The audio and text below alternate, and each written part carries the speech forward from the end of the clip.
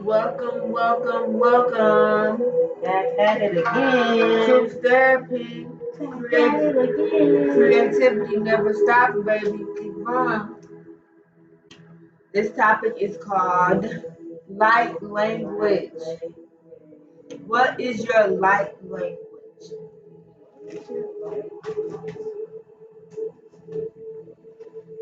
A light language can be speaking in tongues.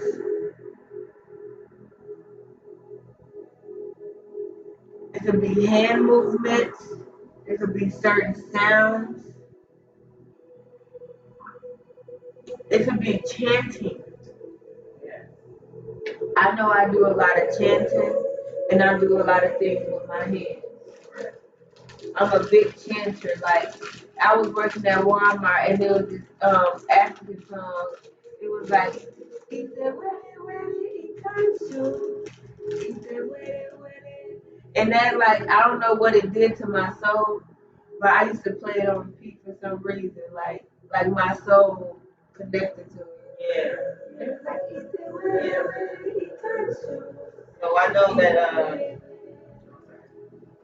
yeah, yeah, I like that. So I know that what I looked up on light language, I found it on Mind Valley. I definitely Mind Valley is like it's that type of space where it's different people that come in that are teachers and all that, and they can teach and they teach all different things. So they definitely tap into light language, um, and they have different schools and stuff like that. And they're like high performing people.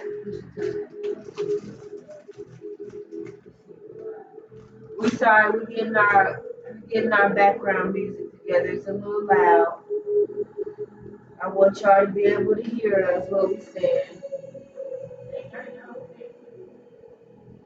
Turn it down on the TV. Oh, I got it. 1 second. Don't judge us. Why do you have to say it? Okay, that's better. You don't have to say it. Okay. Anyway, so Mind Valley, yeah, Mind Valley is just a space where there's different master classes. And so they said that, like, language is, like you were saying, channel sounds, tones, and codes from other dimensions to clear blocks and distractions, distortions in your energy, consciousness, and light. Insight time. Yeah, that's where I got that from. But yeah, I think it's, and like you said, this all can come from, you know, hieroglyphics for real. Everything is ancient anyway. Mhm. Everything originated in hieroglyphics.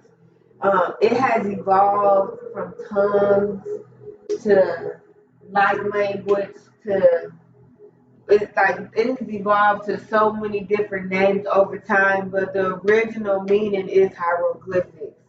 It's just this It's a is what different form of it now. Yeah. it's evolved form. It's not the original context that it was in. I started looking up hieroglyphics a while back, and I kind of got lost in the process because I seen over time that the hieroglyphics was changing and different symbols meant different things. So they changed the original context. And that's where I kind of got lost at. I'm like, wait, hold up. This don't make sense. I'm like, okay, this not adding up, you know? Because, like, in 1 century, hieroglyphics was something else. And then as it changed, like, they had different meaning for the same symbols. And I'm like, okay, I got lost. And then it has a lot to do with math. Honestly, I think the hieroglyphics showed us how to connect with the astral realm. I think that's what the hieroglyphics. I think it taught us how to build a connection with God. Oh yeah. Oh yeah. I do feel that, of course, too. Yeah, for sure. I mean, And I mean, that's what light language is doing. It's like, people have different intentions when they're sending it out. However, you do get to take in what you decide or how you. I mean, really, how it does make you feel. Like if the intention really is what they're saying it is, and that's how it really is given, that's how you feel it too. Yeah, like when I was researching hieroglyphics, it said it was three types. They're using their God power. Phonetic means representing a sound. B determines the meaning of a word, clarifying meaning. And C, idealogram, which is a picture that represents a concept by itself. So A is a vulture, B is a leg going to the left, CH is this. I was doing research on it, like EFG, but like over the years it changed. So when it came to like decoding a hieroglyphic, I got confused because I'm like, okay, it's all these different versions and all these different models. So that's um, where we got brought up the topic to do light language. And I told you I went down that deep rabbit hole because I just kept finding stuff. And to where I had so much information I was finding that I wasn't writing none of it down. I was just like, dang, wait, hold up. And I think to understand the light language is to understand the hieroglyphics, is to understand the basic. Once you understand the base of it, you can understand everything else that stems from it. I mean, sometimes, but it takes time though. It can, but I mean, I don't know, like, because it's a real energy. It's an energy at this point. Like, it's transformed to pictures in a different language. Now it's a different language now. You know what I'm saying? It's energy. It's not even the letters. It's not even the symbols. It's not this. It's bigger than this. I get what you're saying. Yeah, it's like you're bigger than saying, like it's a God source. So it's like, yeah, it's an energy, and like they're using their hands and they're making these, these sounds and these tones with this. It sounds like a totally different language, like like hieroglyphics is, but it's just not something that you can see. Now, of course, if you get into it and really understand and start and go from the beginning, like you're saying, then I guess, yeah, you would feel it in a different way. Then you know what I'm saying. It can heighten you because now you're like reading it with your eyes, feeling it with your energy, and hearing it with the sound and all the things, like all the different ways. Like mermaids love what? Ray is day sun god. Ankh is life. Ankh means life, live life. Like it go deep. It go deep. And then they also got symbols that mean words like this right here, Kemet means Egypt.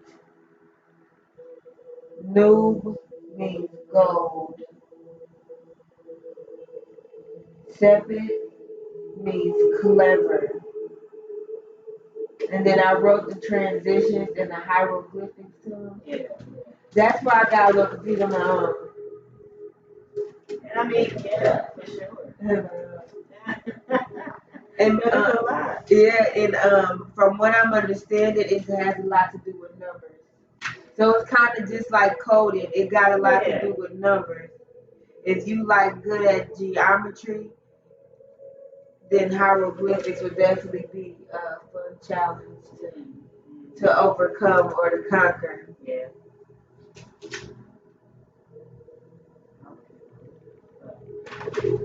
It's something. I mean, I was checking out some people, too. And have you ever looked at a video of somebody, doing like performing this light language that they say that they're channeling and felt anything from it? Kind of like just, Like I've heard, like I went through my phase where I was listening to them African songs where they was just saying chants over and over and over again. And there was like three songs that stood out to my soul. And when I was feeling down and out and I played it, it had me like, it had me vibing, you know. Like my soul didn't connect to all the songs, but it was a couple of them I heard, and I'm like, yes, this is it. My soul needs to hear this. So I believe it. I definitely believe it. Um, it's like what you said earlier. Vibrational grids control everything. Whatever vibration you on controls your frequency, controls the level of your thought process, controls if you think positive or negative.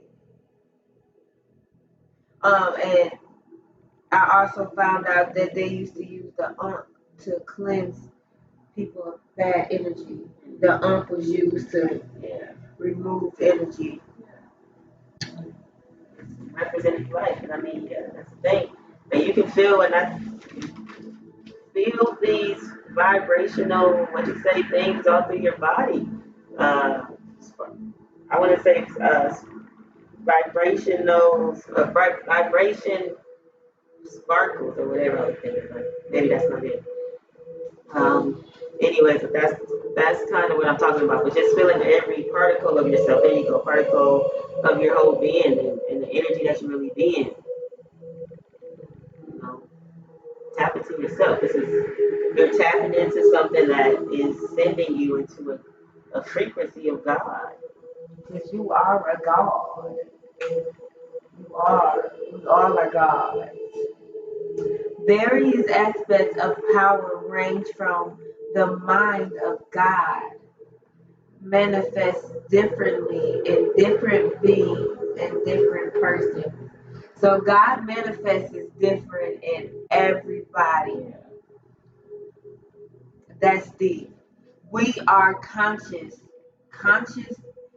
being. We are conscious spiritual beings living in the spiritual world. This is not even our world. This is not like our soul is gonna leave here and have to go back up to where we was at and be like, hey, what did you say your purpose? Did you do what you were supposed to do in this lifetime? Did you help who you're supposed to help? Did you operate in love? Did you do what was right all the time? And a lot of them, I need to work on. I do. And I mean, it can be all the things. You can just perish into dust and go into a whole other dimension, and it's not even be a factor at any time. Yes. Um, it's 19. It said 19 is a powerful number. There are 19 levels there are 19 different levels on the vibrational grid. Nets represents the fabric of time, catching and casting magic, high vibrational, basically manifesting what you manifesting everything when you're supposed to manifest it. Like, did I say that right? I said it right. Yeah.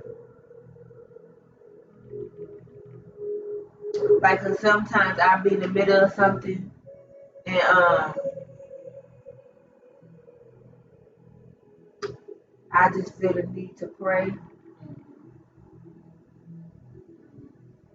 Like when we was when we was going on the road this last time, I was a little scared because I don't know, I felt like something bad was gonna happen on the road, and instead of saying it to him, I just prayed. I prayed through the whole ride. I was praying. I'm like, God, get me through, God. Get us through, God. Get me through these worries. Get me through the worries going through my mind. And we made it there safe and back with one headlight out. That was God. That was God. That was something about that. That was God right there. That was, God was on our side.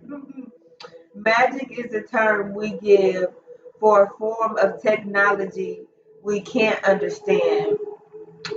A vibrational component is sacred geometry is the same as numerology.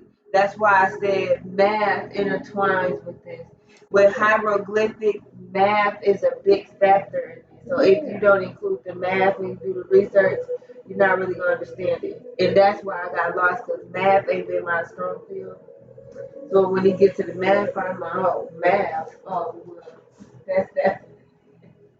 That's on that on that one. But I don't feel like it's supposed to be so hard to figure out necessarily. Yeah. I don't know. I haven't practiced and checked it out like that in the math sense. So I don't know. I don't know. I understand what you're talking Yeah, true. um, Basically, everything we think, feel, say, and do is the vibrational grid that you're operating on. It's everything we say and do is heard and coming to manifestation in the spiritual realm. So if you wake up every day and say I'm gonna have a bad day, you gonna darn sure have a bad day. But if you wake up and say I'm gonna be positive, today's gonna be a good day. I might find a blessing on the ground. Look, I might get a mysterious deposit in my account. It might not end up happening. You might get another blessing in another form or another way. Who say you gonna get it how you expect? But you might get something. and finding the blessings in everything. You know what I'm saying? For real, right? The things that, oh yeah, that's a blessing right there. And acknowledge it and know that you got your blessings. Like you said, Yes. it may not be the exact thing, however, these blessings do become. Um, geometry acts like an antenna to resonate with higher plans of creation. So math is the key to understanding that higher creation. Math. If you can just master math, you can master hieroglyphics, you can master everything else, you can master light language, you can master all of that in one while. Yes. Yes. And then I was reading this book called The Four Agreements. And it was this thing called the smoky mirror effect. And it's not seeing yourself for who you really are. Like, for example, um, I lie to myself sometimes. And eventually I get to the point where I start to believe the lies I tell, like, to myself. Like, but myself be like, so, she's still going? Okay. She'll be back eventually. Like, I should be back eventually. So Like, that's what you mean by like the smoke and mirror, like it yeah. may show you things that you just want to see it, but it's really not Yeah. the truth anymore. There's some of the things you want to sugarcoat and Yeah, not, yeah. and swim this under the rug a little bit. So, mind Oh your, yeah, oh yeah, mind your business. Don't worry about what's going on. yeah, yeah. Wow. And then I was watching this YouTube video, and the lady was telling us, if you want to remember your dreams and you want to understand your divine reason for being here and distinguish between the truth and what's not the truth, you every day before you go to bed, you say, "I want to remember my dream." And every day you wake up, you're gonna remember your dream. Do it for 30 days before you go to bed. I want to remember my dreams. Say it right before you go to bed. And you're going to start being able to remember and retain what you dream. Because a lot of the dreams is visions. Forewarning you of people you're dealing with and situations you're dealing with and preparing you. So, in a lot of ways, dreams are messages. It's just learning how to interpret those messages. Yeah. The word is discern. They say. I hear it all the time. So just discern yourself and know, what it really is, instead of don't. You can't be falling for the lies. Just knowing the truth. And the quote of the day is discernment is the key to understanding where you're going in life. Snap, snap, snap. The poetry for today is power. The one thing people crave but abuse when they get it. It can make or break your existence on this earth. When you get too much of it, it goes to your head. When you don't have enough, you want more. If you know yourself, this won't go to your head. However, if you don't know yourself, you will abuse it subconsciously. Do me a favor, before you ask for power, make sure you're healed from all your previous traumas. Secondly, try to understand all walks of life. And lastly, get your heart right with the spirit within you before you can correct anyone else's spirit. I haven't seen so many people ugh, I have seen so many people abuse the power they have until it's gone. I also have seen others who lack it that are willing to take, sacrifice, destroy, or kill anything just to receive more of it. Don't be these.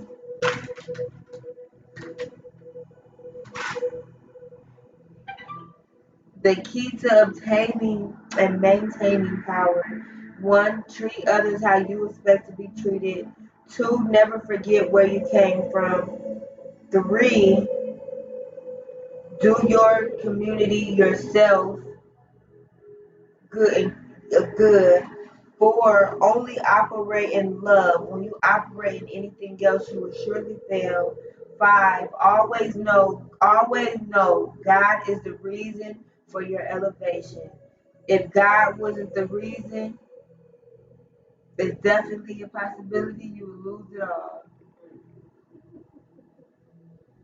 Power is the one thing that will make or break your existence, magical or detrimental. What you get is what you send out into the universe. The spirit is watching 24/7. Please don't blame the spirit for the energy you put into this world. Power is something not to be taken for granted nor forsaken. If you don't regret it now, you will regret it later. If you abuse what you have been granted, power is something you can't abuse. Power. The one thing people ask for but abuse it when they get it. Power. Okay, so we're going to end this with a prayer. God, we come to you today. We thank you for our productive day of work and determination to get it done. We ask that you give us the strength, the power, and discernment to proceed on so we could reach whatever journey you have for us in our future, God. We thank you for everything you blocked from coming in our path. We thank you for everything you have given to us. I thank you for everything you didn't give me because I wasn't ready for it. And I thank you for the discernment to know when to move and when not to move and when to be still. You are the almighty, powerful God. No one comes before you. No one reigns, has more power than you. You are Alpha and Omega of my life, heart, and spirit. And we thank you today for this video of light language. And we ask that all of us, anybody that watches this video, finds their light language, finds what makes their soul happy. I pray that you find your real reason for being here on earth. All these things I pray in God's name, amen. Truth therapy, unfiltered 101, signing out. That's it.